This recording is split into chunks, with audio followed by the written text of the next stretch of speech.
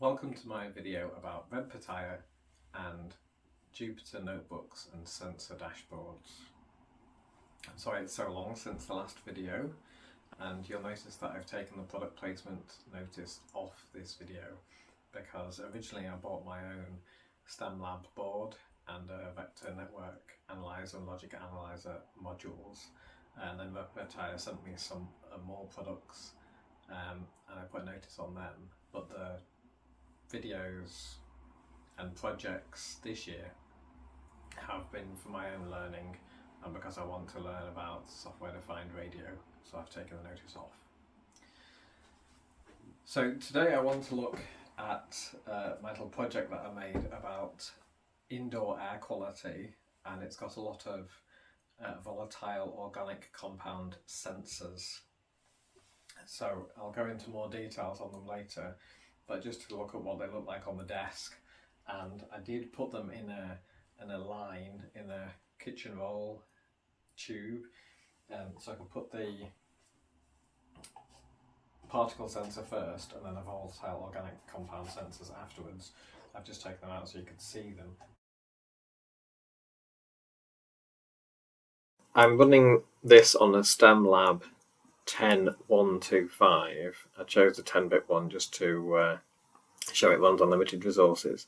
So if you go to development and Jupyter, this is the default Jupyter notebook.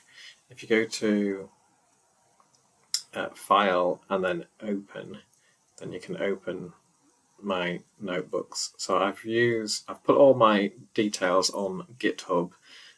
So if you want to go to GitHub, and then you could clone my repository into the home folder on the SD card of Jupyter, and then you'll be able to see all my notebooks. So if you go to open and then click on the little folder button and then go to Red Pitaya projects, and then you've got all my projects in Jupyter Notebooks. So I'm going to use the dashboard one.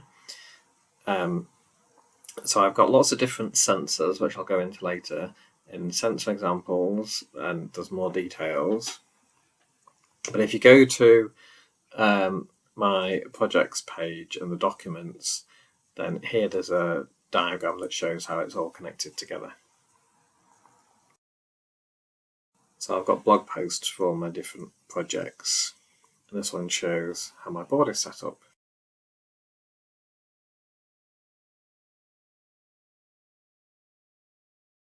So on my desk I've got all these sensors taped together so that they're in a line, and then I put them in a tube so that the gas flows through them in a line. So they're all Grove sensors except for the particle sensor, but Grove do a version of that that's also uses the Grove connectors. So I used a Red Pitaya sensor board to connect them all together. The first sensor is this multi-gas sensor. It's 4 sensors on one chip, and it connects to the I2C bus. The second one is this Bosch BME 680. It has temperature, pressure, humidity, and gas resistance for volatile organic compounds as well. That connects to the I2C bus as well, similar to the multi-channel one. The particle sensor connects via serial UART. And then I've got some analog sensors. I've got an analog temperature sensor, which connects to the pin 1 to the Grove connector. And I've got an analog air quality sensor, which connects to pin 2, which is this one here. And then I initially had a problem with the analog alcohol sensor, but then I worked out that the cell pin needs to be connected to ground. So instead of using the Grove connector, I actually just wired them into these kind of Arduino style headers. That's what it looks like on my desk wired together. As you can see, I'm using some white jumper wires and a breadboard to connect the analog sensor for the alcohol because of its select pin.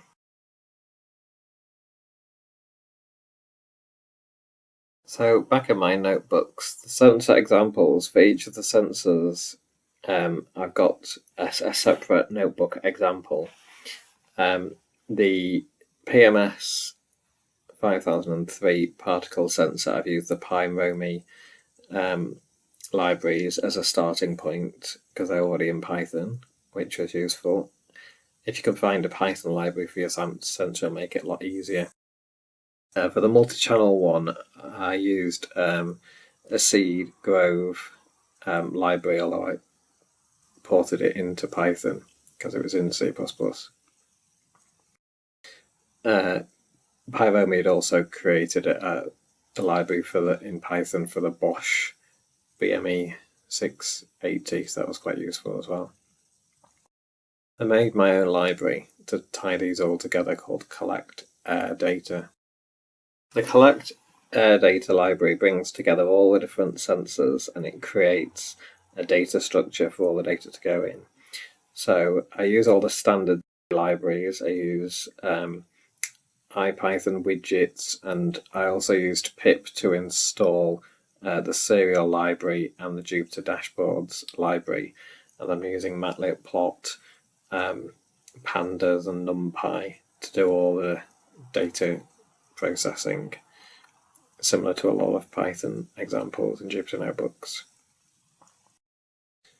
So first of all, it just checks all the sensors are working, gets some data from them, checks to see if there's a folder to put the CSV data at the end, and if there is, if there isn't, it makes one. The Bosch sensor actually needs a little warm-up time, so it just checks that the data is warm, and if it's warm, it'll produce a value in ohms for gas. So it waits until that's happened before carrying on.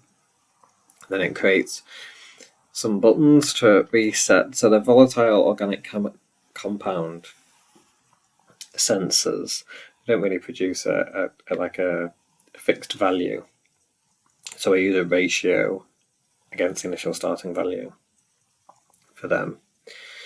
Then everything goes into a pandas data frame, and I use widgets and sliders, which you can see later on. And then this section here, it is used to plot the values. Everything comes into a pandas data frame, and you can see all the different sensors. So every sensor is added to the pandas data frame, even if it's not being plotted. And this plot section here does it every 2 seconds. This cell can be used to display the latest values, and then this cell can be used to save everything into a CSV text file, and the CSV text file can be opened similar to as we're opening these notebooks.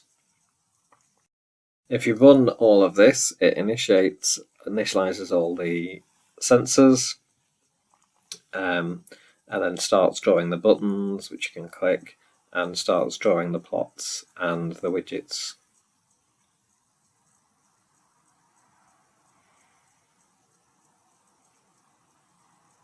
So I've only set it to plot the volatile organic compounds because I thought it's confusing if you're trying to plot everything on the same graph. Because this is a Jupyter dashboard notebook and we've got that installed, you get these extra buttons up here at the top. You can have a report layout which allows you to decide which cell's going to be hidden. You could have a grid layout, which might work for some people, but doesn't really work in this situation. I haven't set it up as a grid layout, so I'm using the report layout. And then if we press the dashboard button, it hides all the cells that you've decided to set to hidden. And that's what it looks like when we're running it as a dashboard. I think this is quite a good way of getting a sensible looking sensor dashboard. If you press reset values to 1, then it'll set all the volatile organic compounds at start off at 1, because I'm just using a ratio here of their start value because that was the easiest way I could get it to set up. If you press clear and reset the plot, then it'll start the chart again, which is often useful after you've pressed reset values to 1, because they'll converge to 1, and then that'll be kind of your new initial start point, so it kind of makes sense to clear the chart at that point. It does affect the sliders at the bottom as well.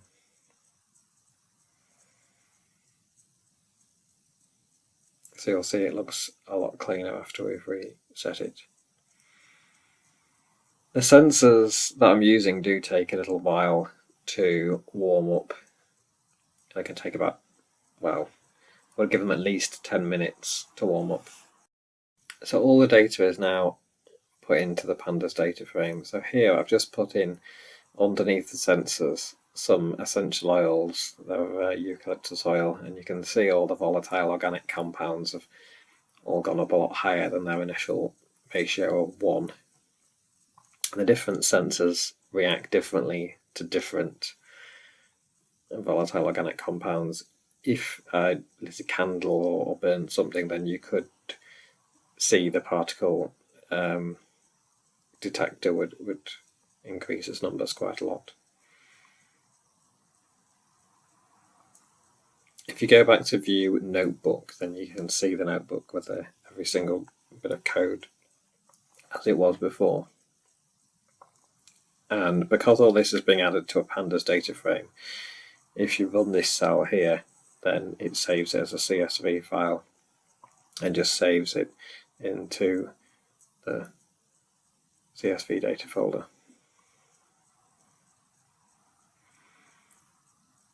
You can actually do file management from here as well, so you can delete the data from here if you wanted to, or you can download them, which is quite handy if you don't want to set up secure copy to your Red Pitaya board. I hope you enjoyed my description of Jupyter Notebooks and sensor dashboards. I think you could use this for lots of different things.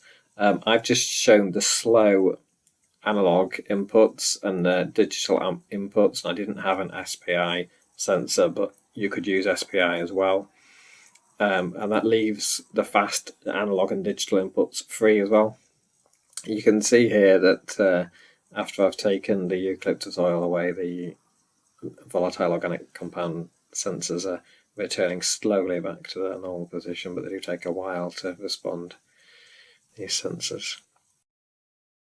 So hopefully that was useful. As I said, you could use the fast analog inputs for charting and dashboards as well, but in my example I just used the slow ones and used the digital ones, and that leaves you the 2 fast ones free to do whatever you wanted to do for your project.